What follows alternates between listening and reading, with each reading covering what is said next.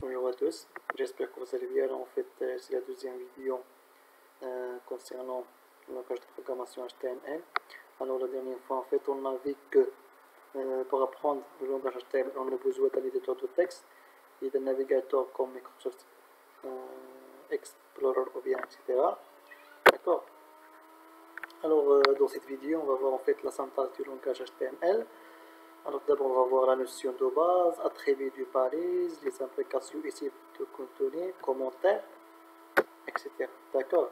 Alors on va commencer par la notion de balise. Bon, en fait,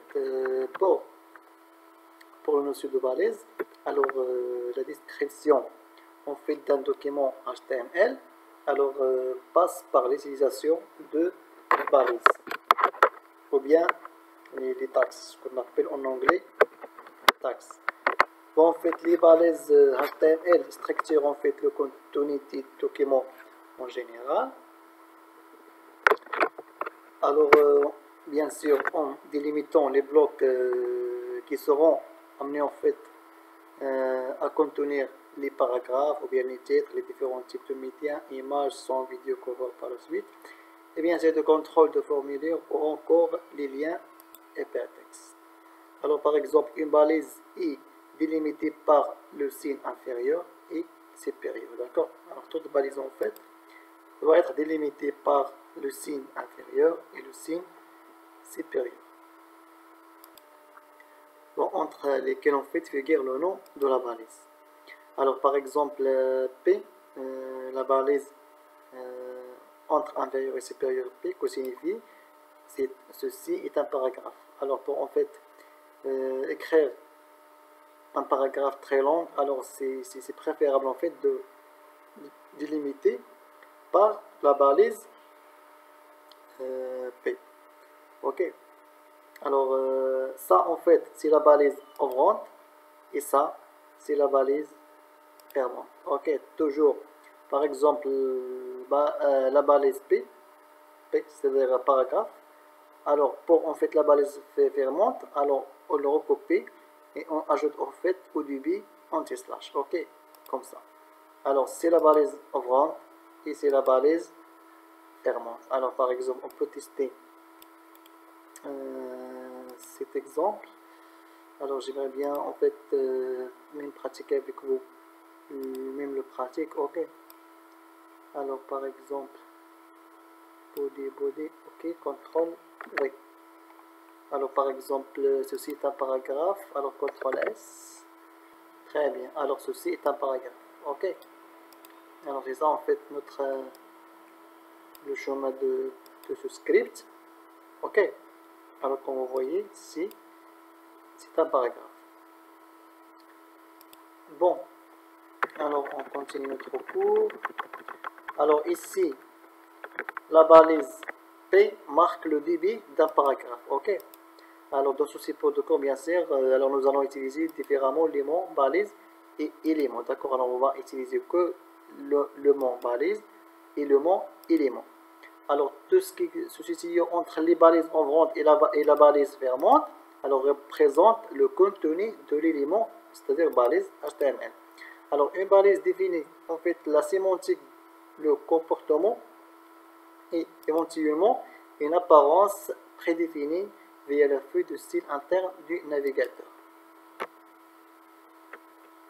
Alors toujours dans la notion de balise, alors il existe des balises auto-fermantes, c'est-à-dire il n'y a pas de la partie balise fermante, définie en tant que telle que pour ne posséder aucun contenu particulier. Alors c'est le cas en fait de HR, ça veut dire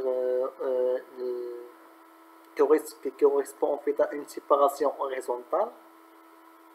Ok, mais qui ne peut contenir aucun texte ou aucun autre élément, et de BR qui correspond à un saut de ligne. Alors par exemple HR, on va tester HR par exemple, ok, qui signifie en fait une séparation horizontale. Alors on va venir ici par exemple, on va le mettre ici, ok, CTRL V. CTRL S. Alors on va voir en fait le résultat de contrôle de HR. Alors nous étions où? Ici. Très bien, ici. Alors actualiser, voilà. Alors HR, ça veut dire ligne horizontale. D'accord, séparation horizontale. Bon, pour en fait le BR, c'est-à-dire la brique, correspond à un saut de ligne. Alors CTRL C. Par exemple, on va le remplacer ici. CTRL V, CTRL S et exécuter. Très bien. Alors c'est un paragraphe. Alors normalement c'était un seul ligne. Ok, mais BR ça veut dire brique, c'est-à-dire retourner à la ligne. Alors je pense que c'est bien clair. Alors en fait pour la syntaxe HTML5 est relativement permissive. C'est-à-dire les éléments vides ne nécessitent pas d'être fermés. Exemple, par exemple, image, source. D'accord, alors c'est pas la peine de fermer cette balise. En fait, la balise IMG qui signifie l'image. Alors ici, on donne en fait le chemin de notre image. Alors par exemple, on peut tester ça aussi. Alors, par exemple, voilà. On peut tester cette image-là, CTRL V. Alors j'ai déjà ajouté en fait l'image dans ce dossier. D'accord, alors voilà l'image. Alors voilà notre image. Alors pour l'exécution, voilà, j'ai pas mis, je pense CTRL S. Voilà CTRL S. Je reviens ici. Très bien. Alors voilà l'image. Mais ok. Alors cette erreur là, parce que l'image ici pour l'extension, c'est point .png. D'accord.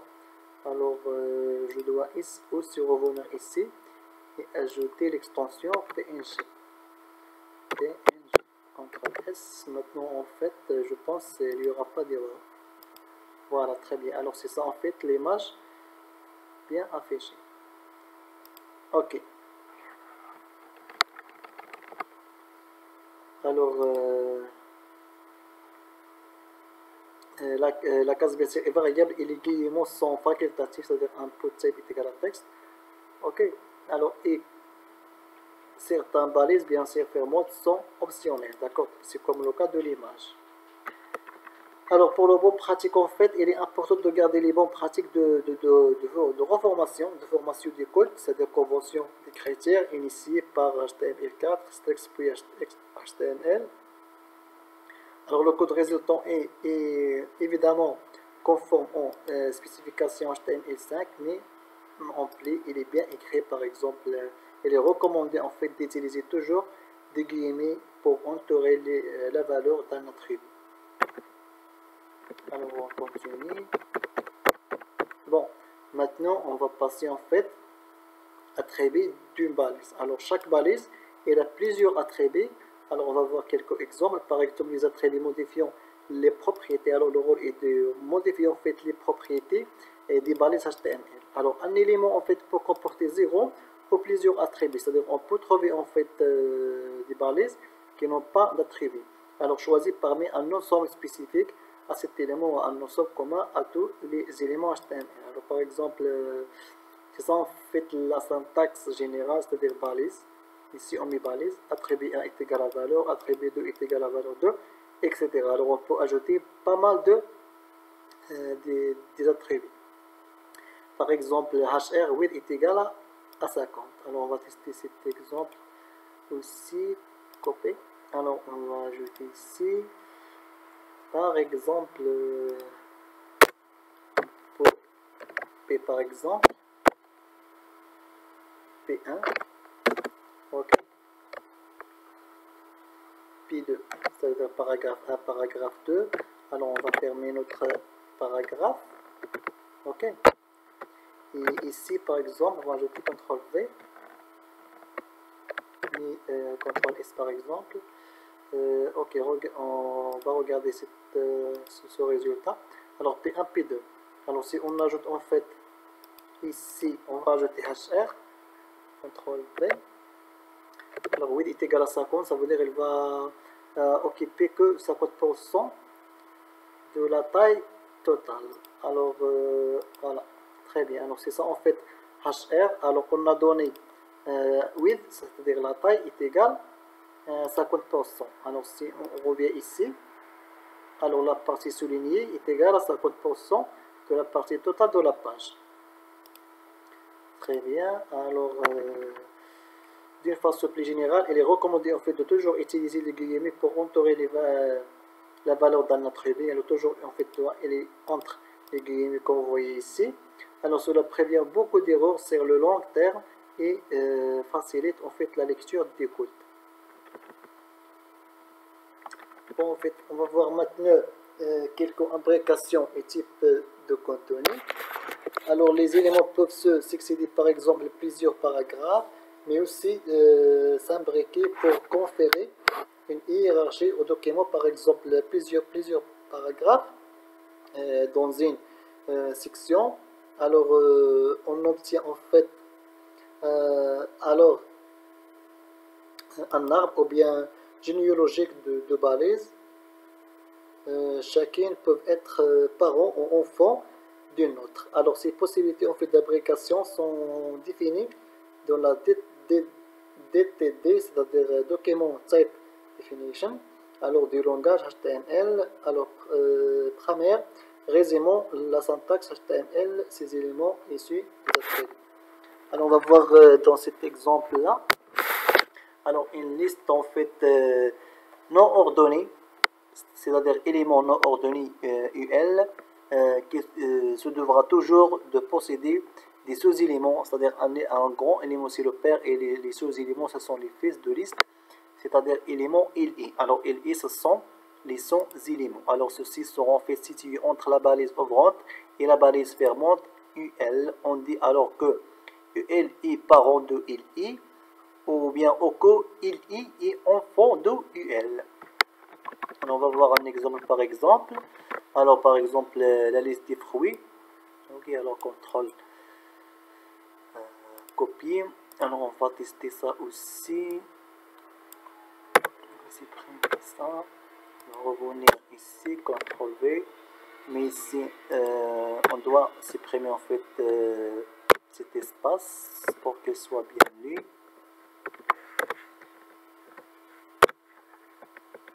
Ok. Alors on va voir quelques listes des bananes, des fruits, pardon. Alors on n'accepte pas l'espace, ça aussi il faut le mentionner, il ne faut pas l'oublier. D'accord.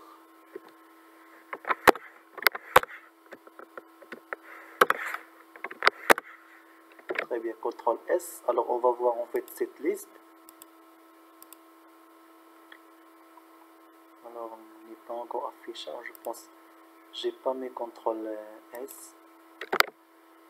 Voilà, maintenant ça marche. Très bien. Alors voilà ma liste de fruits. Alors on a kiwi, banane et pomme. Ce sont en fait les ILI, c'est-à-dire les enfants de la balise UL. Ok, je pense que le résultat est bien clair. Alors bon, on va continuer. Alors pour les commentaires, alors à l'instar des autres langages HTML, comprend la possibilité d'énoter le document par des commentaires, bien sûr pour faciliter le code ou bien ajouter quelques remarques. Ceux-ci ne sont pas affichés ni interprétés en fait. Les commentaires ne sont ni affichés ni interprétés par le navigateur. Alors ils pourront vous servir d'aide-mémoire, d'accord, c'est-à-dire ajouter un commentaire en général, des commentaires pour faciliter et donner en fait par exemple un résumé du code, ou l'indication en fait pour suivre l'imbrication de balises lorsque le document devient plus conséquent. Alors un commentaire début bien sûr par inférieur point d'exclamation tiré et bien sûr il se finit par tiré et indice supérieur, d'accord. Par exemple ceci est un commentaire. Alors par exemple si on l'ajoute ici, alors il ne va pas être affiché par exemple avant l'image par exemple, CTRL V, CTRL S, d'accord. Alors c'est un commentaire et même pour en fait il est de couleur verte, d'accord. Alors on va exécuter le code, on va rien voir en fait, d'accord, parce qu'il s'agit de tout simplement d'un commentaire. Bon, en fait on va voir les structures générales d'un document HTML. Je pense, alors, on va voir deux choses. On va voir en fait les éléments de base et méta-information. Ok. Bon, maintenant on va voir en fait les éléments de base. Alors, le document HTML possède par défaut un en-tête et un corps. Alors, l'en-tête, en fait, élément head, qui définit les propriétés globales du document Z, où il y a apparition, méta-information, etc. Alors, tandis que le corps, élément body, ainsi le corps. Alors, on renferme en fait les balises de contenu. Alors, voici la structure minimale d'un document HTML. Alors, bien sûr, on va voir ça en détail dans un tableau donné. Ok, alors c'est ça en fait la structure bien générale d'un document HTML simple. Alors c'est head, c'est en tête, mais ça juste en fait pour afficher les caractères spéciaux et le titre, head, body, etc. Alors en fait là on va voir la description de ce tableau suivant. Ok, alors pour en fait on va voir élément et son rôle. Alors pour en fait le point d'exclamation de type HTML. Alors, un document HTML doit toujours débuter par un doctype. Avant, bien sûr, même la première balise HTML. Alors, il s'agit d'une déclaration permettant de renseigner en fait le navigateur utilisé, par exemple Google Edge ou bien Chrome, sur le type en fait de document HTML délivré. Alors, il ne s'agit pas en fait d'un tag HTML à part entière, mais bien d'un préambule. Alors jusqu'à HTML5, en fait, le doctype mentionne en fait l'utilisation d'un document de référence, la DT, c'est-à-dire document type définition. Alors grammaire, résumé en fait la syntaxe HTML et ses attributs depuis HTML5. Alors le doctype a été en fait considérablement simplifié puisqu'il n'est pas sensible à la case qu'aucune en fait DTD ni précisée. Alors c'est en fait le rôle général de doctype HTML. Alors pour en fait la balise HTML, alors en fait il constitue la racine de tout le document HTML. Alors on peut dire aussi la racine. Alors pour les attributs, on a langue qui permet en fait de préciser la langue de tes documents, ok, par exemple français ou bien anglais. Pour manifeste, permet en fait de préciser l'adresse URL des manifestes contrôlant le cache des fichiers, toute une utilisation d'un mode déconnecté. Alors l'attribut en fait manifeste entre un jeu dans l'élaboration d'applications web exécutées hors ligne. Alors on va voir en fait dans le chapitre application web hors ligne. Alors pour en fait l'élément head, alors c'est l'entité de document. Alors l'entité document exerce en fait un rôle crucial car il est fourni de multiples renseignements sur le document lui-même. Alors que le contenu n'indique pas dans cette optique, il requiert plusieurs autres balises entre elles précises, par exemple titre, meta, link, style, script, etc. Alors et pour la balise body, c'est le corps en fait de document, il contient tout en fait les balises HTML du contenu texte, bloc, image, titre, vidéo, formulaire, etc. Alors pour le titre, c'est le titre du document, alors il est affiché par le navigateur et il est indexé par en fait les moteurs de recherche. Alors pour les méta-informations, alors pour le méta, alors les balises méta permettent en fait de véhiculer les plis de méta-informations, les mots-clés, description, auteur, etc. Alors relative à la page web, alors il s'agit là des renseignements qui ne sont pas affichés dans le code de la page, mais qui sont importants en fait pour son interprétation ou son renforcement par les moteurs de recherche. Alors par exemple, l'utilisation du coco attribut de la balise méta. Alors par exemple, on a meta name égale description. Alors contexte, c'est le contenu égale description du document. Alors pour meta name, par exemple, keyword, le contenu c'est le mot-clé énuméré et séparé par les virgules. Alors autre valeur plus possible en fait de l'attribut name, par exemple, auteur c'est l'auteur, générateur, application name, etc. Alors tout ça on peut ajouter en fait dans la balise meta. Alors par exemple, meta charist est égal à UTF-8. Alors l'attribut charist spécifie en fait le codage des caractères utilisés, comme je viens de le mentionner. Alors cette déclaration doit être unique pour l'ensemble d'un document. Pour la redirection vers une autre URL au bout de 5 secondes. Alors le meta par exemple HTTP équipe est égal à refresh. Alors pour le contenu content est égal à 5, URL c'est ça en fait. L'URL par exemple. Alors pour le rafraîchissement de la page toutes les minutes. Ok. Alors c'est dans le content. Alors on va faire 60 secondes est égal à 1 minute. 1 minute. Ok. Alors pour en fait, on va maintenant passer aux mises en forme de texte. Alors par exemple, le tableau sélection représente quelques balises qui permettent en fait là de structurer le texte. Alors par exemple, I, c'est-à-dire le B, pardon, mise en forme gras. Alors pourtant, de texte mis en forme d'une manière particulière. Alors par exemple, un mot-clé en un nom de marque, alors sans désirer par exemple de conférer l'importance, strong n'est remplacé par ON. Alors on peut tester par exemple cette balise.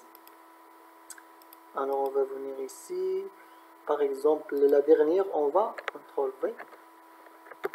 D'accord, on va voir pomme qui est en mode gras. Voilà, alors le pomme en mode gras. Alors pour le I, c'est mise en forme italique. D'accord. Alors on peut tester ça aussi par exemple. Ici par exemple, on va voir que la première sera en forme italique, LI. Ok. Alors regardez Kiwi. Voilà, elle est en mode italique. Très bien. Alors pour le I, c'est-à-dire souligné, après la balise I marque un bloc de texte sans importance particulière, mais dont la présentation est soulignée par défaut. Donc, par exemple, on peut la tester aussi. Ok, on va tester par exemple pour banane. CTRL V, CTRL S. Ok. Très bien. Alors, banane et pomme sont les deux soulignés. Bon. Alors, pour la maximose, on va marquer au surligné. Alors, pour on peut, ça veut dire en phase, ajoute un effet d'emphase au texte, et usuellement représenté par l'italique ou bien ne pas confondre avec I. Alors on peut tester ça aussi. Par exemple, pour cette page-là, CTRL V, CTRL S. Alors, vous voyez la différence, c'est comme en fait, c'est comme la forme est italique. Alors pour la mise en forme, alors smile, on a aussi strong, c'est comme en fait le mode gras. Ok, c'est pour, on peut le tester pour voir le résultat exact. Alors strong par exemple, on peut le mettre ici. CTRL V, CTRL S. Alors strong. CTRL S. Très bien, alors c'est comme le mode gras. Alors on a aussi smile, c'est-à-dire petit. Ok. Alors petit par exemple, on pourra tester ça aussi. Alors au lieu de strong, on va mettre smile. CTRL S. Voilà, il est devenu très petit. Ok, par rapport au strong, alors on va continuer notre cours. Et alors pour le SAP, c'est-à-dire l'indice affiche le texte en indice, notamment pour les formulaires, les formules identiques. Ok. Par exemple, le symbole chimique de nom est H2O. Ok. Alors par exemple, pour tester cette phrase,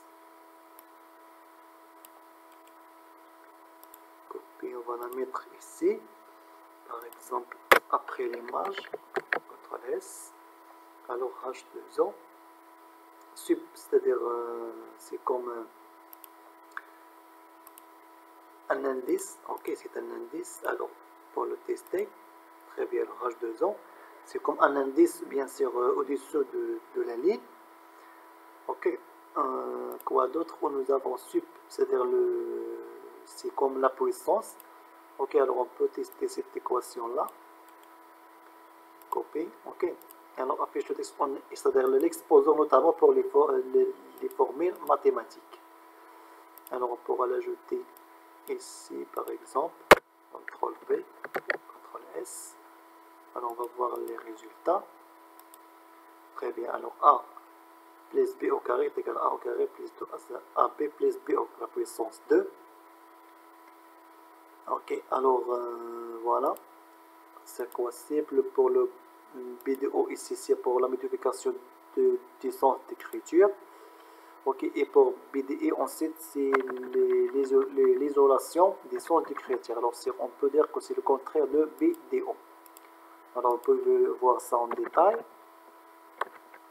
Quoi d'autre? Alors, pour l'hiérarchisation des textes et séparation, alors les éléments, alors il existe en fait les 6 niveaux, d'accord, pour les textes. Alors, en général, par exemple, HA, ok, il va afficher par exemple un texte très petit, par exemple, voilà ici, CTRL V, ok. Par exemple, il sera affiché à une taille donnée, par la liste des fruits, ok. Regarde par exemple ici la liste des fruits, voilà, si on le chose par exemple par H5, sera encore augmenté, par exemple. Voyons le résultat. Non, c'est le contraire, ça veut dire que ce sera encore diminué. Par contre, c'est H1 qui sera très grand. Ok, H1, voilà le résultat qui sera, voilà, et augmenté.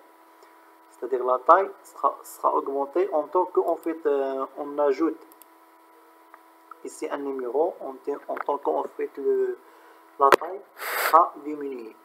Bon, en fait, pour alors H group, en fait, c'est regroupe en plusieurs titres, par exemple H1 jusqu'à H6. Idéalement, il n'a pas de vocation à être utilisé qu'à partir de 2 titres. Pour l'OP, c'est paragraphe, c'est déjà vu. Pour l'OP, c'est break, c'est déjà vu. Ok, alors pour le WBR, alors indication de l'opportunité de secours du mot. Ok, par exemple, on peut voir cet exemple-là, que je l'ai ajouté ici. Ok, copier. Par exemple, on peut l'ajouter ici.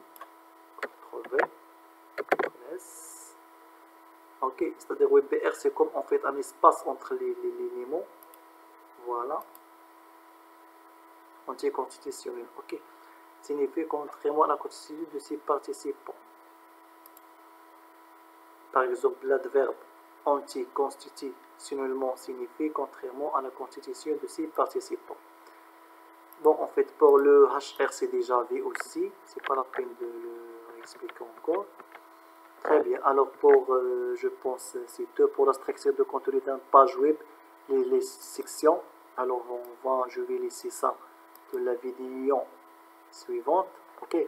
Alors, on va voir en fait tous ces éléments-là de la vidéo dans la vidéo suivante. Ok. Alors, je m'arrête là. Et si vous avez des questions, n'hésitez pas à les poser. Et merci pour votre attention.